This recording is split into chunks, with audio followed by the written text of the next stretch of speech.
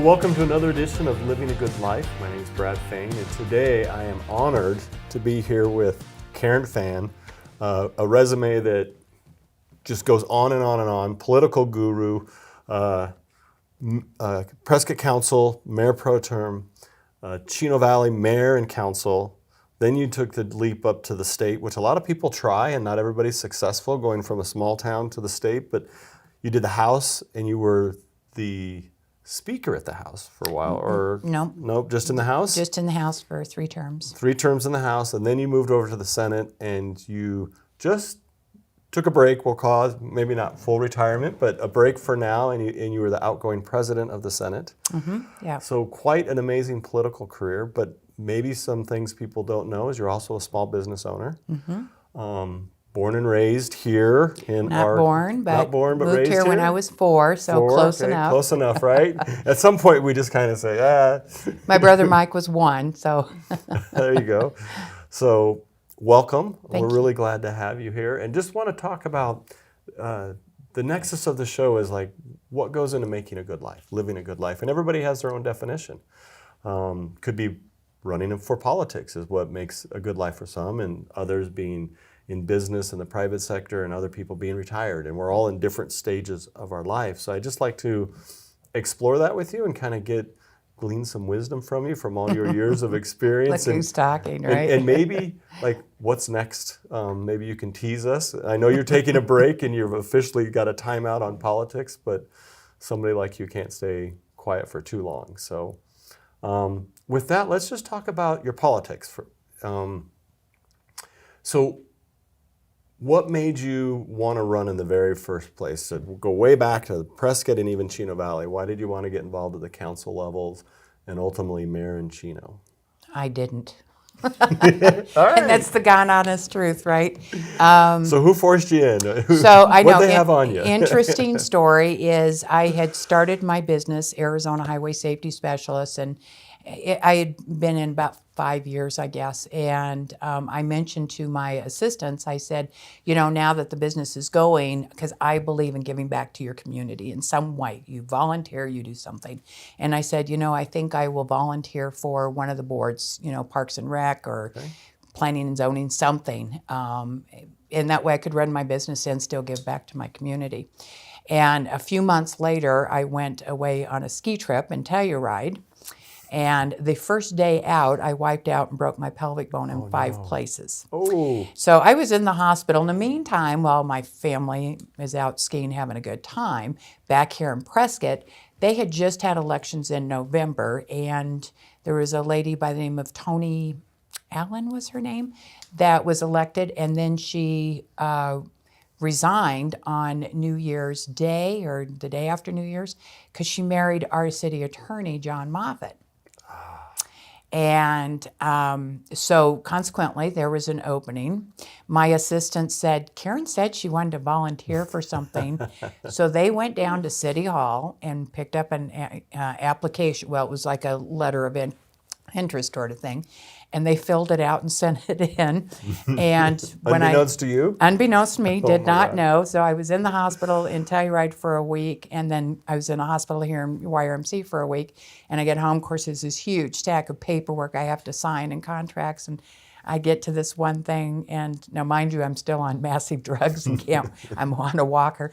And I said, what is this? And they said, you said you wanted to volunteer for something. I said, so what am I volunteering for? And they go, Prescott City Council, we put your name in.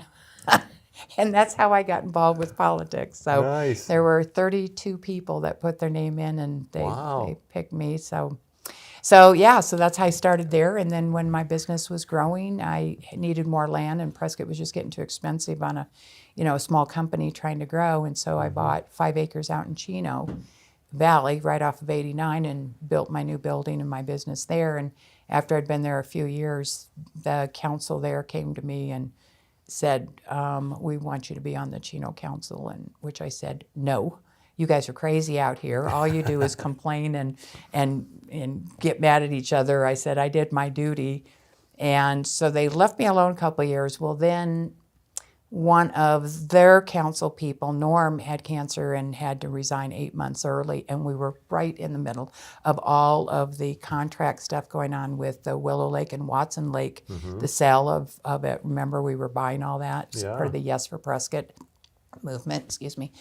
And he had to quit 8 months early, and they came to me and they said, would you please just do it for 8 months to get us through this? You know the water stuff, you know how important this is, and you've been involved with it. And I said, all right, I'll do it for 8 months. Well, about 3 months later, they said, by the way, we already decided you're going to be the next mayor. And so I ended up being the mayor for 3 terms after that. So what was like what would you look back and say, like for Prescott and then for Chino, what you're most proud about of your term being involved in those two bodies? Well, we were going through some major growth at the time. I mean, in the 90s, I was on the Prescott City Council in the mid-90s. So that was still coming out of, the recession that we had in the 80s. But we did that whole Yes for Prescott campaign where we bought the lake so we could secure our water resources in Prescott. The mall was being built. I mean, that was a whole fight in itself. You wouldn't believe how many people didn't want a mall here. And the Costco, right? Putting the Costco's a big issue. So we've always had this, not in my backyard, which is interesting because most of the people now are people that came here from somewhere else. And if we had had that attitude before, they wouldn't be living here, So it's kind of interesting. When I moved here in '58, my parents moved us here, the population of Prescott was 6,000 people. And Prescott Valley did not exist. It was still called Jackass Flats, as you well know. Yeah. Chino Valley's population was 300 people, and it wasn't even a town. It was just an unincorporated area. So our whole Quad City area has grown so much. So back to your question is what am I proud about? I'm proud of the smart growth we did. Planning for the future, knowing that this is a beautiful place for people that want to move here, that want to live here, and you have to plan it and do it right. If you just allow willy-nilly subdivisions, what we call wildcat subdivisions, and people start, drilling exempt domestic wells, and unchecked, and they just, and the sewers, no sewer, so we're in septic. And you asked what we did in Chino Valley. That was another huge thing, is we built the very first wastewater treatment plant out there. A lot of people don't know that about Chino Valley, is that they really had no water system of any kind, so everybody was on well, in addition to City of Prescott and all the wells that they have in there that they draw water and send it down here to Prescott. But everybody's on septic. And we started seeing nitrate levels in the more condensed areas like Chino Meadows, where those were a lot of manufactured homes and trailers. And we started seeing nitrate levels on the rise, and we were about that far away from the EPA coming in and shutting us down, which most people don't even know about. So we built that wastewater treatment plant, and for a town that had no money, we did a pretty good job at it because we made all the new people pay for it and found a great contractor that was willing to build it, run it, and finance it for us. And that's how we got our wastewater treatment plant. And that was in the early 2000s? That was in the 2000s. Yeah. It's amazing those stories of you say planning for growth, and I think that's what we're struggling with as all the communities are right now. Is the NIMBYism has always been here since I grew up here, and every year it was always, we're the last ones in, close the door. I mean, you just grow up with that, and but yet they all want their one thing. I remember like a few years ago it was always like, no more growth, well, except for Trader Joe's. We would accept the Trader Joe, but nothing else. And there's always the except for what they want. And it's interesting because you make a great point. They've all moved here from somewhere, and yet they want to stop it once they get here. And if it weren't for leaders like yourself and many others to plan for that growth, when you were telling the story about the sewer, I think about when Prescott Valley was doing their sewer. And the challenge they had is they didn't have a water company. So they were being serviced by water by a private provider, They had all septics. Same story. We just keeps repeating itself. And how do you get a sewer in there? Well, first you got to have the water system to be able to bill. Makes it a lot easier, anyways. And Prescott Valley went through that whole growth period. And you think back of what if those leaders didn't take on that challenge then? I mean, how expensive would it be today to do it? And it never gets cheaper. Well, not just expensive, Brad, but in addition to that, we talk about our water concerns that we have here. We're not in Sayfield, we know that. We are ground mining water because we're not recharging enough. Well, one of the reasons why we're not recharging enough is because for so many decades, we didn't have wastewater treatment plants in Prescott Valley or Chino Valley, and so none of that water was getting recharged. So everybody had exempt domestic wells, everybody's pulling it out, and it's just going away. But with the new wastewater treatment plants these days, we can recharge anywhere between 90 and 95% of all the water that we use. Yeah, it's amazing when you think about it, and you just think about that closed system almost, where you can pull the water out, put it in a tank, deliver it to the house. From the house goes back to the treatment plant, cleaning, and almost goes right back in. I mean, the technology's there, we could do it. It's a matter of all of us accepting that loop. Right. But it would stretch our water so much further. And so it is interesting how we struggle with that today. And maybe we'll just kind of stay on the local flavor, your experience of the decisions you made both at the City of Prescott and Chino Valley as a leader. What do you see facing our local communities? We'll just throw everybody up here, the Quad Cities, into it. What do you see as the biggest challenge for the public leaders in helping us plan for our future? Well, we've got the same problem that we've had for 40, 50, 60 years, is that we have a lot of new people that have moved here. And God bless them, 99% of them are all great people. There's about 1% I'm like going, if you really wanted California, don't bring your California here. So we still have that not in my backyard, I'm here now, pull up the drawbridge attitude with a lot of them. So it's still having to deal with that. But you can't just say, okay, we're going to shut everything down. I'll give you a prime example is, the concerted efforts that are going on right now with Save the Dells. We all know that is a beautiful part of our history around here, and we know that it is something that we would like to preserve.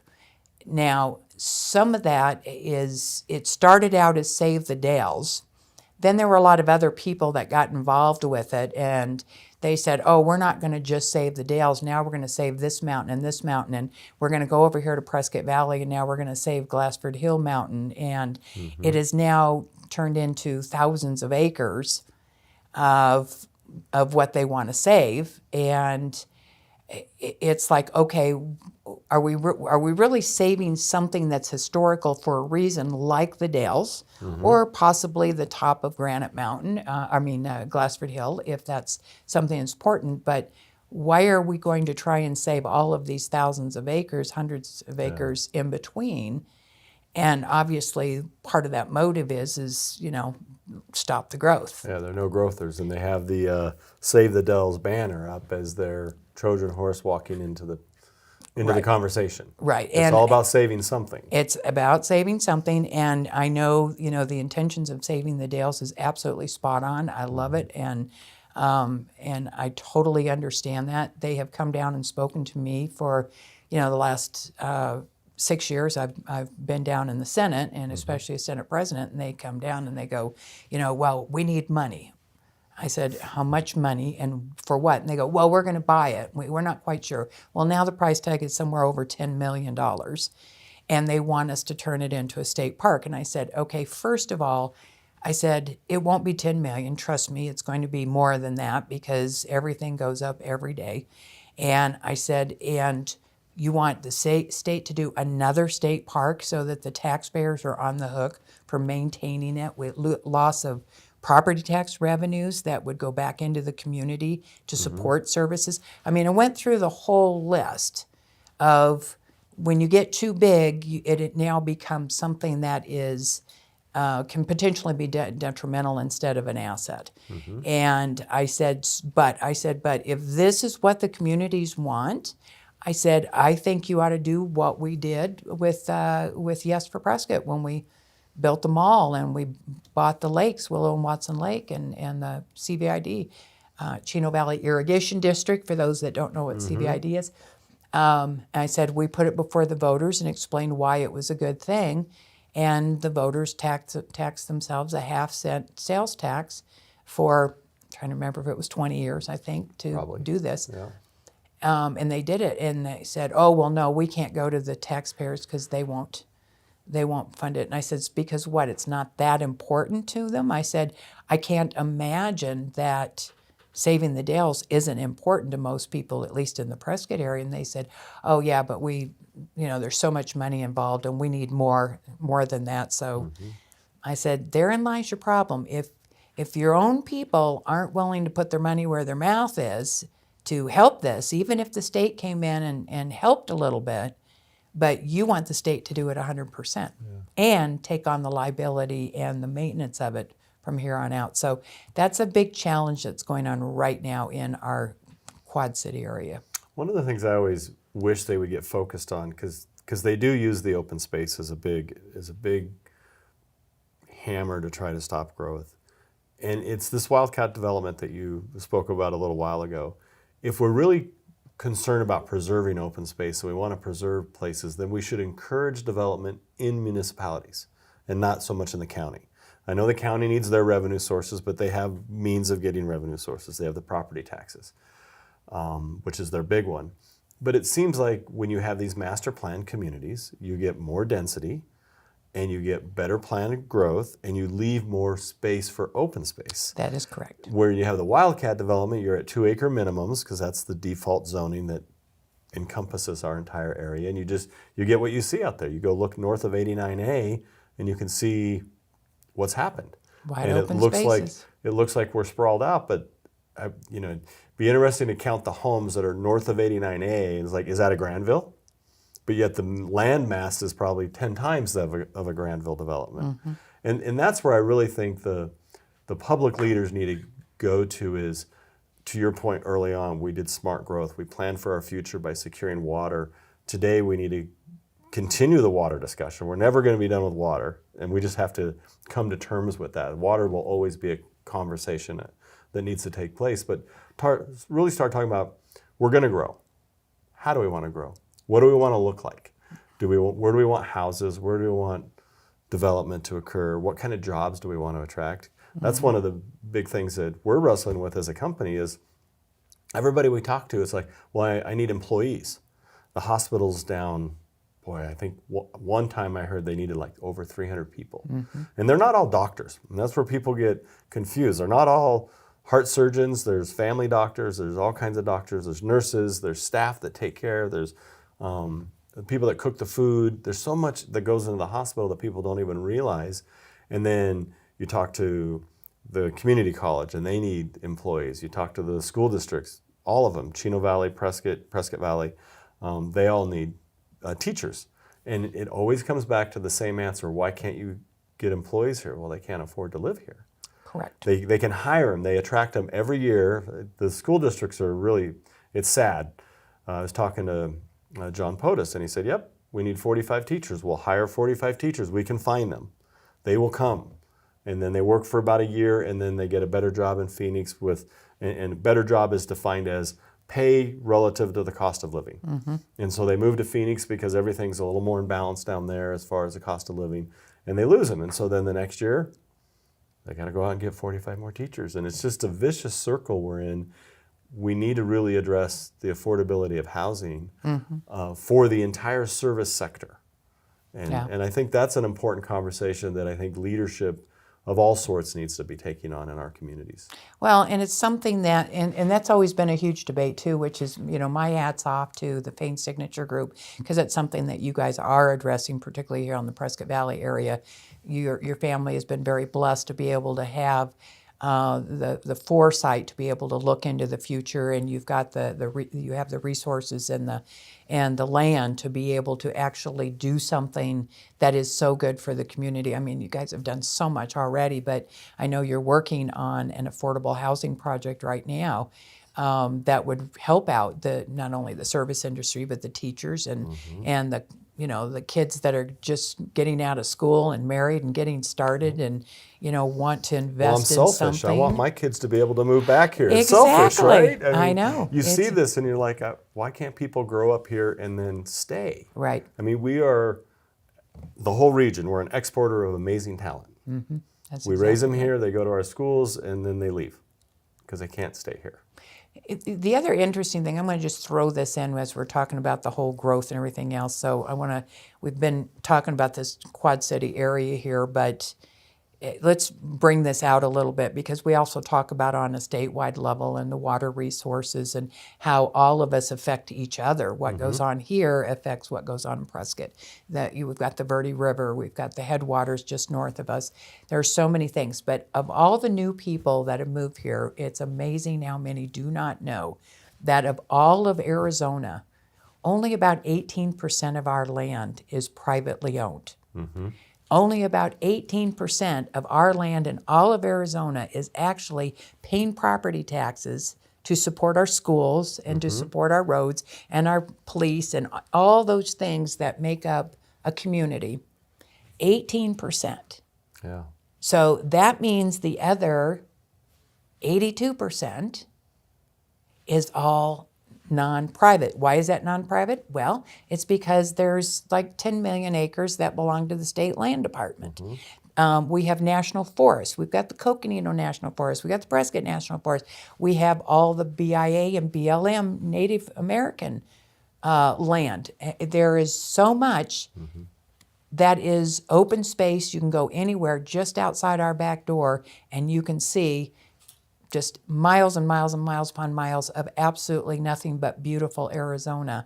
Yeah. And so when we say, oh, we're growing too fast, well, we're not growing too fast because we've actually planned this. But what they're seeing is because we're all concentrated in a little area. And when you see that most of the people are all here in Prescott Valley, Chino Valley, you just go north of Chino Valley and you go up to that Paladin area. Yeah, they've got some wildcat subdivisions out there and they've got some ranches out there, but you don't see the wall-to-wall houses up there because everybody is trying to do everything here in this small area. That's a really great point that I think my dad used to say that all the time. 18% is private land, and it is a big burden. You've got a minority of the land ownership that is being asked to support a majority of the bill. And there is a lot that comes out of that. And when we propose development, that I'm always like, well, you're always for higher taxes. You always want something more. If you would approve this subdivision, then you're going to take land that is grazing land, that is paying grazing rates, and we're going to put houses on it, and the property values are going to go through the roof, and then you're going to get more tax revenue. And so it helps the system. If we continue to grow at a responsible rate, we have to keep managing our resources. And land is one of them that we have to manage. And I think we've done a fairly good job when you look at where the master plan communities have, in all the communities that have shown up, and everybody's getting so creative. You can go to any one of the communities and point to a well thought out master plan community because they have to. And that's how we have to look at it, because that way we get the sidewalks, we get the curbs and the gutters, and we get the parks and the open space. But we also get the affordability. Right. If everybody was on a 2-acre lot, not many people could afford to live here. That's true. That's absolutely true. So growth is a challenge for us going forward, and there's some conversations that need to happen, I think, among all of our communities, individually and collectively. I think growth is one of those things that they should be aligned on and work together on, and I know that there's always been a tension between the communities, and I've always lived the Prescott Valley-Prescott tension, because we're here in Prescott Valley, and that tension was always there.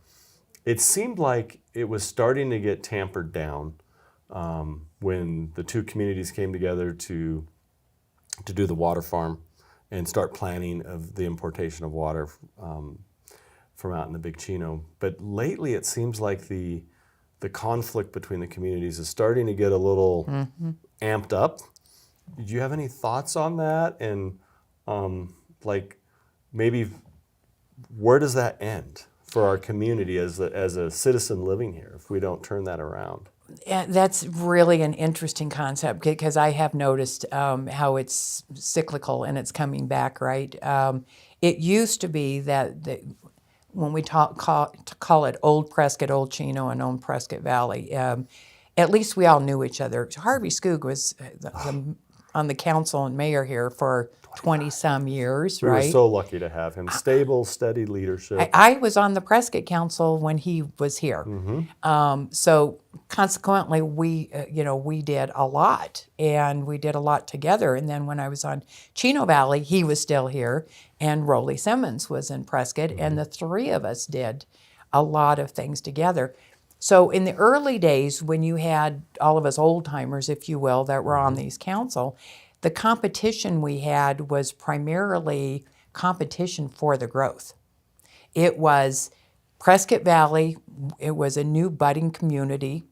They wanted some retail. They wanted to be able to start building their community out here. Prescott saw it as a threat.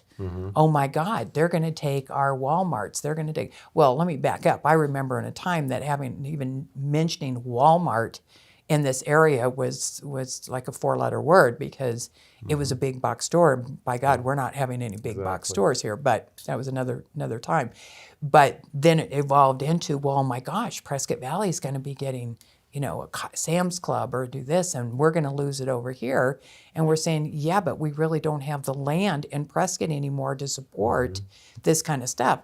Hence, the mall came up. Hence, that was one of the reasons why the mall got pushed, is because it was going to be in Prescott. We were going to annex it so we could keep some of that sales tax revenue in Prescott so that Prescott Valley didn't keep marching down Highway 69 and take it all. Yeah. So it was interesting because the fights back then was over the growth itself of us wanting Over the that sales growth. taxes. Because it You was guys a were taking sales tax. territory to get your revenues for your Absolutely. communities. So Absolutely. you could support your police and roads and all your infrastructure. And in the meantime, out in Chino Valley, the Chino Valley area was still, we want to still be our farming, ranching community. And we could see Prescott was starting to annex north. And at the time, Dan Main was the mayor, which kind of started leading up to that whole era. Well, they did, I can't even remember how many thousands of acres, Dan, we went from like 10 square miles to 65 square miles. Oh, wow. Annex what Chino Valley did. It was this small rural community, and then under Dan Main's leadership, this was just before I got on council, they had done all of this annexation of many of the ranches. They came all the way down to what we know is 5 South right now, and it was all done to stop growth from Prescott or anybody growing north. So, and then of course the other challenge is, as I mentioned before, there's Prescott Valley has, I believe, 7 wells in downtown Chino Valley, and I think they've got a few more somewhere else if I remember. But anyway, then the water wars came. You're stealing our money, our water out of Chino Valley. You're doing this. So we had a battle over water for 20 years between Chino and Prescott. So the dynamics of the fighting we had over. We wanted the growth to what we see now. Now we have people on the council that are new here. I haven't lived here very long, and consequently, they don't know the entire history of how this all came about. And so now we're back into, not in my backyards, now we're going to shut down growth. We're going to do, and we're seeing that with some of the council people in Prescott, some of the council people in Prescott Valley. And it's also it's all of a sudden become an anti-growth type of councils right now. And they have to understand that if you do not plan and plan smart, you end up with bad end results. And I hope that the new council, as they turn over in the next 2 years or 4 years, I certainly hope that we can get some people that are on the council that can look at both sides and say, look, how do we save the things we want to save and do a good job doing that. But how do we manage the future of our Quad City area so that there's room for those that want to be here, that we can actually live and thrive and have good teachers and good schools and good revenues, tax revenues that will support those things that we need. And I think I agree with absolutely what you're saying. And I think what I've noticed is, I call it policy. The elected officials may not call it policy, but they can come out and say they're for growth, but then they put in place requirements that limit growth. I think Prescott, with their new water policy, that whole council can say they support growth, but their water policy that they adopted really limits growth. Mm-hmm. And so I think what I would say to the voter out there is pay attention, because they can say one thing, but then their policies they implement make it more and more difficult for growth to occur. And then they can just sit there and say, well, we're for it. The developers can't get a project through. It's not us. It's on them. And that's a big concern I have, because that's a backhanded way to legislate when you've been elected and entrusted with the best interest of the community by the voters, and you're supposed to be standing up there functioning for the best interest of the community. And sometimes that means we're going to approve a subdivision, and sometimes that means we're not going to approve a project. I mean, like, we're going to protect the Dells. We're not going to allow a project to go there.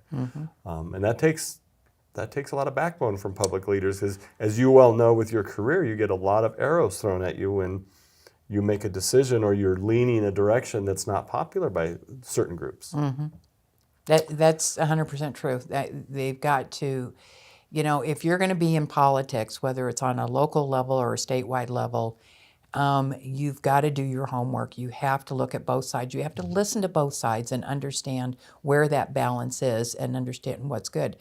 The worst thing that any elected official can do is to try and play the political game, and they end up swaying. So if all of a sudden, I have seen people who were committed to know all the right reasons why they were going to vote yes or no on an item, and 5 minutes before the vote is called, before we walk into that chamber or walk onto the floor, somebody got to them. And when I say got to them, I mean literally threatened them, bullied them. I'm going to pull out a recall petition on you, against you. I'm going to do this. And they did not have the fortitude to say, I'm sorry, this is the way I'm voting, and this is why I'm voting this way, because this is what's best for our community or our state. And we don't have enough of those people that are doing that. As you were telling that story, I just think my mind was going to Harvey Skooks. I knew him the best of all the mayors, but he had that ability to sit there and listen to people threaten him, threaten the entire council, and thank him for their words and their comment, and thank him for participating, and then proceed to move forward with what he thought was the best interest. And I think as a result, we had the best 25 years Prescott Valley has ever had.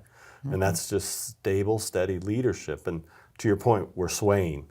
And whenever we see sway, it doesn't matter which side of the aisle you're on, it's not going to be good for either side. Because it could sway against the no-growthers, or it could sway against the growthers. And so you just want steady direction. And that's what is so important in politics, much less everything else. It's like a pendulum, right? And we're okay. That pendulum will swing a little to the right, swing a little to the left. Sometimes it does this. It's when all of a sudden we let that pendulum go too far to the left, too far to the right, whether it's growth, whether it's politics, whether it's anything. That's when we get in trouble, because once it starts swinging that way, there's only one way to go, is it's going to have to swing all the way back here again until you can start getting it tapered down. And that's what we're seeing in politics right now. That pendulum is just out of control right now. And quite honestly, that's one of the reasons why I'm taking a little break, besides wanting to get some personal time. It was just, it's crazy right now.